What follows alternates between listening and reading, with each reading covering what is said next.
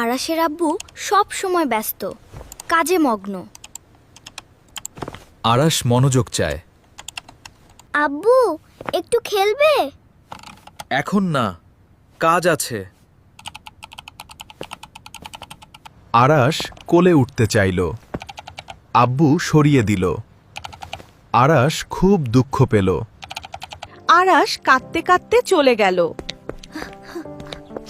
আব্বু খেয়ালও করল না। আয়েশা আপু দেখল আরাশ একা কাঁদছে। আব্বু কখনো আদর করে না। আয়েশা আপু বসলো কাছে। আরাশকে জিজ্ঞেস করলো, কি হলো? আব্বু কখনো আদর করে না, চুমু দেয় না, কোলে নেয় না। আম্মু দরজায় শুনছিল, সব শুনল, খুব চিন্তিত হলো। আরাশ কাঁদছে।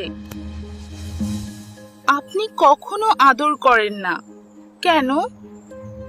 আব্বু বলল, বেশি আদর করলে বাচ্চা দুর্বল হয়, ছেলেরা শক্ত হওয়া দরকার। আম্মু বলল, নবীজি সাল্লাল্লাহু আলাইহি ওয়াসাল্লাম বলেছেন, যে দয়া করে না তাকে দয়া করা হবে না। আব্বু অবাক। নবীজি সাল্লাল্লাহু আলাইহি ওয়াসাল্লাম এমন বলেছেন? আরো বলো। আম্মু বলল, নবীজি সাস হাসান ও হুসাইনকে চুমু দিতেন, নাতিদের ভালোবাসতেন। এক লোক বলল, আমার 10 সন্তান, কাউকে কখনো চুমু দিইনি। নবীজি সাল্লাল্লাহু আলাইহি ওয়াসাল্লাম বললেন, যে দয়া করে না তাকে দয়া করা হবে না।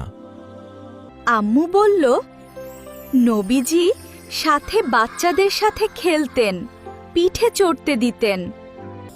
আব্বু বুঝল, আমি ভুল ছিলাম, নবীজিই সাদর করতেন, আমি কেন না। আব্বু উঠে আরাশের কাছে গেল। মন খারাপ, আরাশকে খুঁজতে লাগল।